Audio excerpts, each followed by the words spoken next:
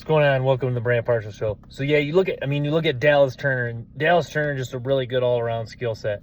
I think Dallas Turner got better, I would say, as this season went on. You look at him in that Georgia game.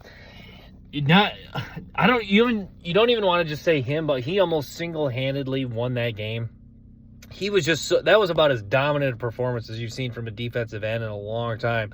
I don't even know why people don't even discuss that. That game really solidified Dallas Turner as the top edge rusher. If there was a doubt who the top edge rusher was before that game, it was that doubt was cleared up after that game. Dallas Turner was just off the charts good in that game. Speed to power, he was creating and disrupting havoc. The Alabama secondary looked strong in that game. A lot due in part to, Beck was having to throw the ball before he wanted to. That's the thing. I think you think last year, Turner didn't play at as high a level. The Alabama secondary was a little bit stronger last year, and I think that's why Will Anderson's production was higher. But you look at this year, the Alabama secondary is still pretty strong, but it was more so the Alabama secondary's good. And then Dallas Turner is just playing at an elite level coming off the edge. So, yeah, Dallas Turner in that Georgia game was just absolutely terrific, really showed people why he's the top edge rusher. So, yeah, that Georgia game was just off the charts good. Yeah, you talk about more guys to think about. Ladd McConkey from Georgia. Ladd McConkey, really talented wide receiver. This is a guy who, just electric with the ball in the hands. You saw that play he made against Georgia in the bowl game. This is a guy that he just knows. He's one of those guys that just, you kind of get Amon-Ra St. Brown vibes, a guy that's just going to be feisty in the slot, a guy that's just going to, know how to get open, just can win with just tenacious, tough effort and burst and quickness and route running savvy. You kind of get the vibes that Ladd McConkey's that type of guy, but you also kind of get vibes where it's like you also kind of feel like, he's not... Like the reason he's going to slip is because, he's not, like, certainly from watching his tape, you realize he's not quite on par with, like, Marvin Harrison, Malik Neighbors, Odunze, some of the top receivers, but he has a skill set where a team, whether they draft him second round, third round, fourth round, I don't know, I have a hard time even believing he goes fourth round, but even if it's late first, second, third round, he's a guy who one NFL team's really going to be happy, and I think that there's I think he'll be a guy where, there's guys where some NFL teams don't like, and there's NFL teams where they like a guy, and then there's some NFL teams like him, some teams don't. I think everyone's going to like Ladd McConkey. I don't think there's nothing not to like about Ladd McConkey, unless he has character issues. As far as I don't know of any. If he doesn't if he doesn't interview well for whatever reason, but. If we're talking about Ladd McConkey, the football player, what he posted on tape, the whole body of work throughout his career at Georgia, it is phenomenal.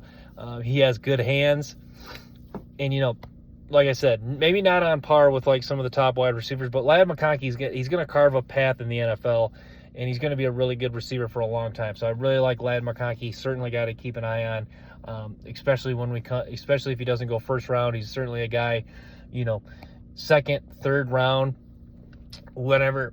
Like I think odds are heavily in favor of him going second or third round.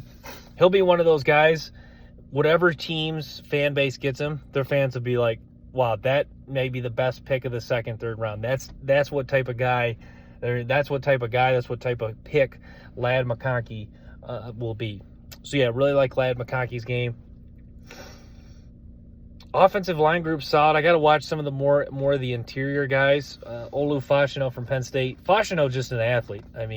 Talk about just a pure, talented athlete. Got a really good skill set. Big physical specimen. So yeah, I really like Olu Fashanu. So he's up there as far as the offensive tackle is concerned. But yeah, we talk about Cooper DeJean. Cooper DeJean is going to be some back and forth. Is he a corner? Is he a safety? Is a guy that he is better in man coverage than you think, because you think of a guy who plays, nickel and deep safeties, maybe not best outside in the boundary and man-to-man coverage, but he certainly has the capability to do that. Maybe not at a high level necessarily in the NFL, but he certainly can. It shows the ability to do it at the collegiate level. And if a guy shows the ability to do something at the collegiate level, oftentimes they can do it at the NFL level. More oftentimes than not, they can do it at the NFL level. So yeah, Cooper DeJean, a guy I like, good athlete, high school basketball player as well. One of the better players coming out of Iowa in a while. Iowa's had some guys get drafted, but as far as a guy that a lot of people, see that has the potential to be like another really good NFL safety, I think Cooper DeJean, NFL safety or corner, I should say, I think Cooper DeJean certainly fits that mold. But yeah, I guess we'll keep on this theme of some of the more underrated guys. We touched on Dallas Turner, Ladd McConkey, some kind of slept on guys. Jacob Cowing, I want to talk about him. Jacob Cowing from Arizona. Jacob Cowing's one of those guys where, like I've reiterated now almost ad nauseum, Marvin Harrison, Odunze, Malik Neighbors, the blue chip receivers. You'd be one of those guys where the team might take him second, third round, and you got to go, Jacob Cowing, receiver out of Arizona. Okay, you hear the music playing, the breakdown, started his career at a community college. You think, okay, whatever. Yeah, we got a receiver of Arizona. But then you watch his tape and you're like, dang, this dude gets open. Dang, this dude's fast. This dude's got good hands. This guy made a lot of big plays.